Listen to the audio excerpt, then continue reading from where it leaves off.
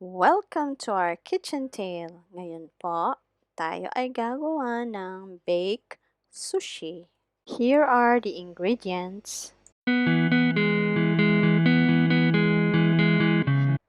We need 3 cups of rice. Kung wala pong Japanese rice, pwede po yung jasmine rice. We will use imitation crabs or crab sticks. Then, isi-shred po natin ang mga ito. So, it's 1 and 1/2 cups of imitation crabs or crab sticks. I use a medium size of cucumber cut into strips para po may touch of freshness naman yung ating baked sushi. Optional lamang po ang cucumber. Aside from it, pwede pong tuna, corn, or ano man ang gusto ninyo. 1/4 cup Japanese mayo. Pwede din po yung mga ordinary mayonnaise. Then, 1/2 cup of cream cheese. Spreadable po yung ginamit ko. Then, 1 tablespoon of white sugar. 2 tablespoons of sesame seeds para po may touch of crunchiness. Optional lamang po ito. Gagamit din po tayo ng 2 tablespoons of rice vinegar. Optional lamang po ang paggamit ng hot chili sauce. Wala po kasing available na sriracha, so I use other brand of hot chili sauce. Then we need a teaspoon of salt. Then for the toppings po, I use 2 tablespoons of furikake.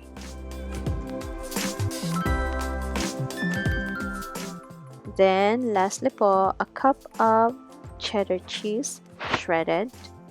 It's optional po ito. Kung ayaw nyo ng medyo maalat, you can omit the cheese. No need to use. Then, of course, yung seaweed wrapper or nori. Now, let's do the procedure. Gagawin po muna natin yung sushi rice. Imimix lamang po natin yung rice vinegar, sugar, salt, and sesame seeds.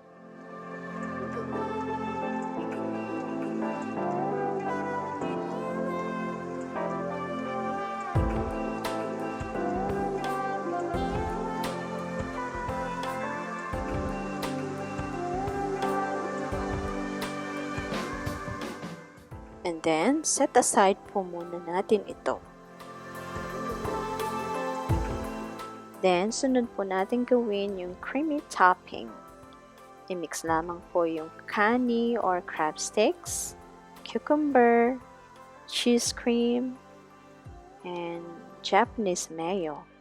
And then, optional po ang hot chili sauce.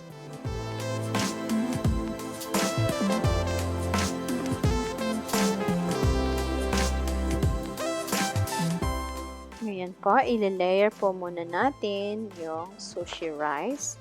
Kasunod po yung creamy topping. This version of sushi is a trending dish nowadays.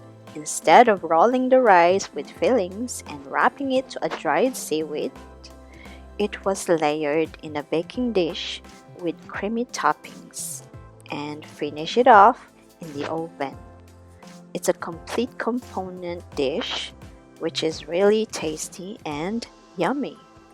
Then, isunod po natin yung furikake and cheese.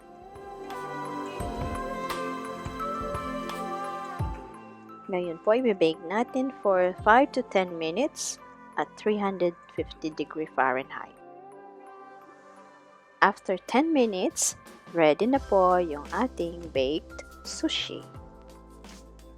Ito na po yung ating finished product. Thank you for watching. God bless. Jesus loves you.